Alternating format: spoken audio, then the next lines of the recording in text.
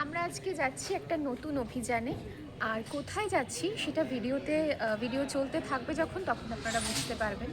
আমার চ্যানেলটাকে সাবস্ক্রাইব করে দিয়ে ভিডিওটা দেখতে থাকুন।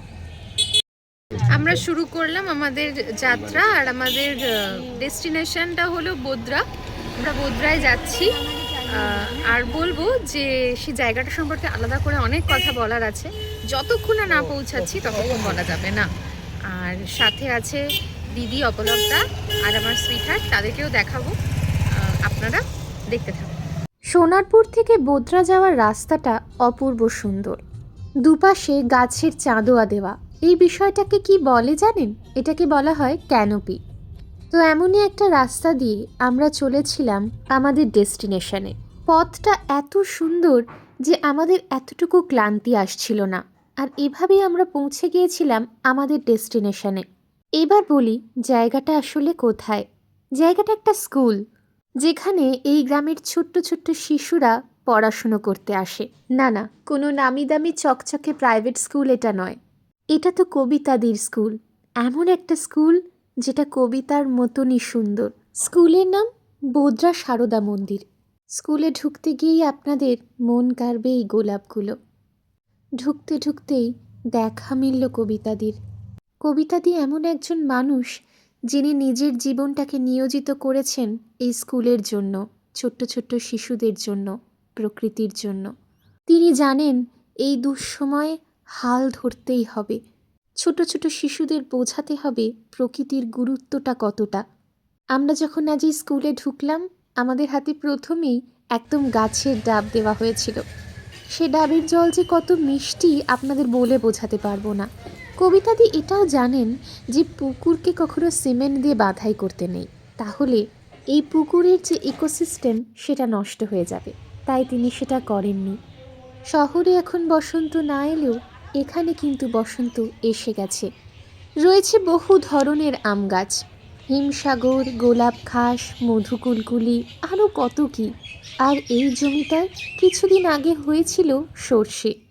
আর দেখুন এখানে রয়েছে পঞ্চবটি, নিজে নিজেই তৈরি হয়েছে। 5টা গাছ এখানে রয়েছে একসাথে, বট, অশ্বত্থ, পাকুড়, নিম আর বেল। এমন একটা সংযোগ খুব রেয়ার। আর লোক বিশ্বাসে এমন জায়গায় ঈশ্বরের অধিষ্ঠান। ঠিকই তো, যে জায়গায় শিশু আর প্রকৃতি একসাথে থাকে সেই জায়গায় ভগবান থাকবে না তো কোথায় থাকবে আর? যেখানে খাঁচায় থাকে না পাখি, যেখানে অ্যাকোরিয়ামে থাকে না মাছ, বরং সবটাই স্বাধীন। গাছে গাছে পাখিরা এসে তাদের গান শুনিয়ে যায়, মাছেরা নিশ্চিন্তে পুকুরে থাকে। এমন একটা জায়গায় আপেলের মতন গাছও হয়ে যায়। এই যে গাছটা দেখছেন, এটা যদিও বা আপেল ঠিক নয়, আপেল আর জামরুলের একটা হাইব্রিড কিছু বলতে পারেন। গাছের ফল হাতে আসার আগেই পাখিরা খেয়ে যায়। এমন একটা সুন্দর জায়গা এটা। এমন একটা জায়গায় আছি যেখানে শহরের কোলাহল এসে পৌঁছায় না। আপনারা হয়তো শুনতে পাচ্ছেন আমার চারিদিকে কত পাখির ডাক। এখানে শুধুই ফ্রেশ অক্সিজেন, চারিদিকে পুকুর, সবুজ গাছপালায় ভর্তি, আর প্রচুর পাখি, প্রচুর মাছ, সবাই স্বাধীনভাবে ঘুরছে। বসন্ত আসে এইভাবে, ঝরে গেছে পাতা, একটা শালিক দাঁড়িয়ে আছে।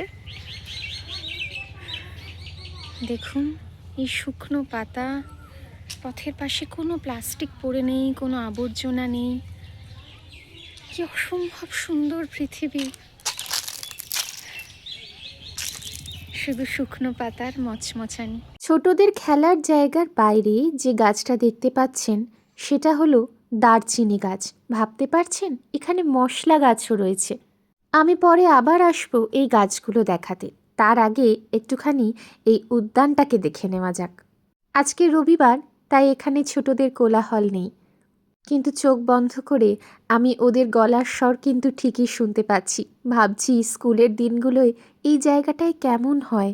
একটা খেলার জায়গা যে এত পরিষ্কার হতে পারে আপনি না দেখলে ভাবতে পারবেন না। যদিও এই জায়গাটা পরিষ্কার রাখবার জন্য নানাভাবে চেষ্টা চালানো হয়। আর এই জায়গাটা যে এত সবুজ এবং প্লাস্টিক ফ্রি, তার সমস্ত ক্রেডিট যদি কারোর থেকে থাকে তাহলে সেটা কবিতাদির। কারণ তিনি কিন্তু এইভাবে বিষয়টাকে মেনটেন করে চলেছেন। এখানে সাপখোপের উৎপাত নেই, কারণ ছোট বাচ্চারা সারাক্ষণ এখানে খেলাধুলো করে, গ্রামের মানুষজন থাকে। পায়ের শব্দে তারা আর কাউকে উপদ্রব করতে আসে না, তারাও কিন্তু এখানে খুব শান্তভাবে থাকে। সবাই মিলে ঝুলেই এত সুন্দর প্রকৃতিকে রক্ষা করেছে। আর এই গাছটা কি বলুন তো, এটা হলো তেজপাতা গাছ। কবিতা দিয়ে একটা পাতা আমার হাতে তুলে দিলেন গন্ধটা শোকার জন্য। একদম ফ্রেশ তেজপাতার গন্ধ। আর এই যে দারচিনি গাছটা, দোলনা দেখলে আমাদের দুজন কতক্ষণই বা নিজেদের আটকে রাখবো। যথারীতি এই ছোটদের দোলনাতেই একদম ধীরে গাছ হওয়া সত্ত্বেও একটু দোল খেয়ে নিলাম আমরা। এরপর আসবো কবিতাদির কাছে দু একটা কথা জানতে। কবিতাদির থেকে জানবো যে এই যে এত সুন্দর স্কুল, এত সুন্দর পরিবেশ, তার রক্ষণাবেক্ষণের জন্য কি আলাদা করে করতে হচ্ছে, বা কেমন মন নিয়ে আপনি এই কাজটা শুরু করেছিলেন? এটা আমি শুরু করেছি যে সেবা কাজ হিসাবে, এবং মানে সেবাটা আমার একেবারে ছোটোবেলা থেকেই ভেতরে ছিল, যে যাতে এই এই অঞ্চলে, যেহেতু এটা একটা গ্রাম্য এরিয়া, তো এখানকার বাচ্চাগুলো যাতে সঠিকভাবে শিখে, লেখাপড়াটা যাতে সঠিকভাবে শেখে এবং তারা নিজেদের পায়ে দাঁড়াতে পারে, যাতে অন্য কারোর উপরে নির্ভর না করতে হয়, এটাই মানে আমার লক্ষ্য ছিল। যে কারোর কাছে হাত পাতুক এটা আমার পছন্দ ছিল না, যে ওরা কাউকে দিক, এইটাই আমার একেবারে লক্ষ্য ছিল। আর সেই সঙ্গে সঙ্গে যাতে পরিবেশটাও সুন্দর করা যায়, মানে সুন্দর পরিবেশে মনটাও ভালো থাকবে, তো সেই হিসাবেই মানে সেইভাবেই আর কি ওদেরকে তৈরি করার চেষ্টা। ঠিক। আর আরেকটা জিনিস দেখলাম, একদম প্লাস্টিক ফ্রি, মানে আশপাশে কোথাও প্লাস্টিক পড়ে নেই। এত মেনটেন। হ্যাঁ, প্লাস্টিকটা তো যেহেতু আমি সায়েন্সের বিষয়টা জানি যে প্লাস্টিকটা কতটা ক্ষতিকারক, তো তার জন্যে বাচ্চাদের মানে আমি একেবারে নিয়ম করে দিয়েছি যে তোমরা ওই পাউচ খাবার ভেতরে ঢোকাবে না। গার্জেনদেরকেও বলে দিয়েছি, তারপরেও কিন্তু মানে মানে লুকিয়ে চুরিয়ে মানে এরকম করছে, কারণ ওরা অতটা মানে এর যে ভয়ঙ্করতা সেটার কিন্তু জানে না। আর মা বাবাও বোধহয় মানে জানে না। যে আমি এও বলেছি যে দেখো, যদি তুমি রোজ একটা করে প্লাস্টিক ব্যবহার করো, তার মানে তুমি 365টা এক বছরে করবে, তাহলে আমার 1000 স্টুডেন্ট, তাহলে কতগুলো একটা করে করলে কত হবে, এবং তাতে কি হবে না এই পরিবেশটা পুরোটাই নষ্ট হয়ে যাবে। অনেকে বলছে পুড়িয়ে দেওয়ার কথা, কিন্তু পুড়িয়ে দিলেও একটা মানে যে গ্যাসটা তৈরি হবে সেটা আমাদের পক্ষে ক্ষতিকর। মাটির নিচে থাকলে ওইটা থেকে একটা রস, সেটাও মাটির পক্ষে ক্ষতিকর। এবং এই প্লাস্টিক থেকে মানে সবচেয়ে ভয়ঙ্কর হচ্ছে যে ক্যান্সার পর্যন্ত হতে পারে।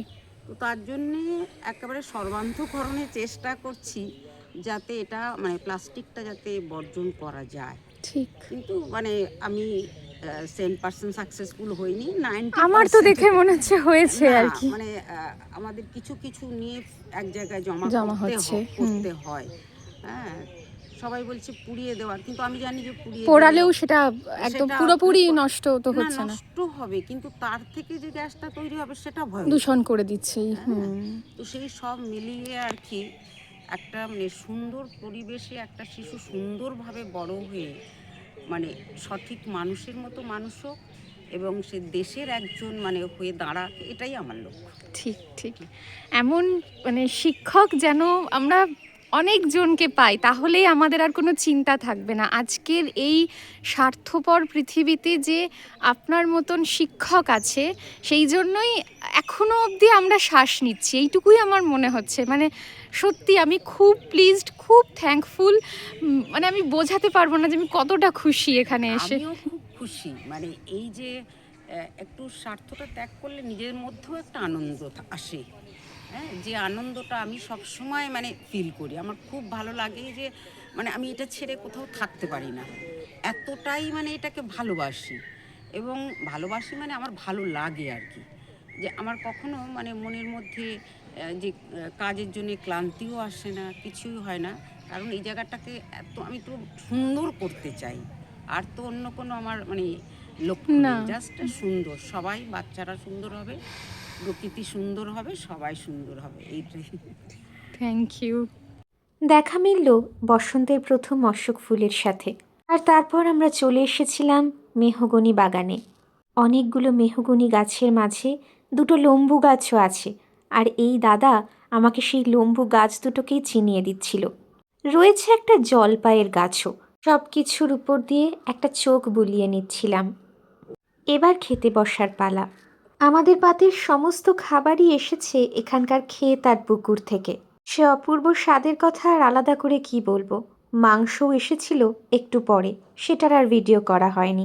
প্রচুর খাওয়া দাওয়ার পর চলে এসেছিল আমাদের ফেরার পালা, কিন্তু তার আগে আপনাদের একটা উপহার নিশ্চয়ই দেব। আমরা আছি মেহগনি বনে, আর সেখানে দিদির গলায় শুনবো দুকলি গান। কোলাহল তো বারণ হলো, এবার কথা কানে কানে, এখন হবে প্রাণের আলাপ, কেবল মাত্র গানে গানে। কোলাহল তো বারণ হলো, রাজার পথে লোক ছুটেছে, বেচাকের হাঁক উঠেছে, আমার ছুটি অবেলাতে দিন দুপুরের মধ্যখানে, কাজের মাঝে ডাক পড়েছে, কেন যে তা কেই বা জানে। এবার ফিরবো বটে, কিন্তু ফেরার সময়ও আমরা পেয়েছি অনেক কিছু। আচারের শিশি, বেলের মোরব্বা, ধনেপাতা সবই এখানকার। আপনারাও যে কোনো দিন কবিতাদির কাছে আসতে পারেন একটু জানিয়ে। দেখতে পাবেন যে নীরবে একটা মানুষ নিঃস্বার্থভাবে কীভাবে ছোট ছোট বাচ্চাদের খেয়াল রাখছেন আর প্রকৃতির খেয়াল রাখছেন। ভালো থাকুন আপনারা সবাই। আর যদি আজকের ভিডিও ভালো লাগে তাহলে আমার চ্যানেলটাকে সাবস্ক্রাইব করে দেবেন। দেখা হচ্ছে পরের ভিডিওতে।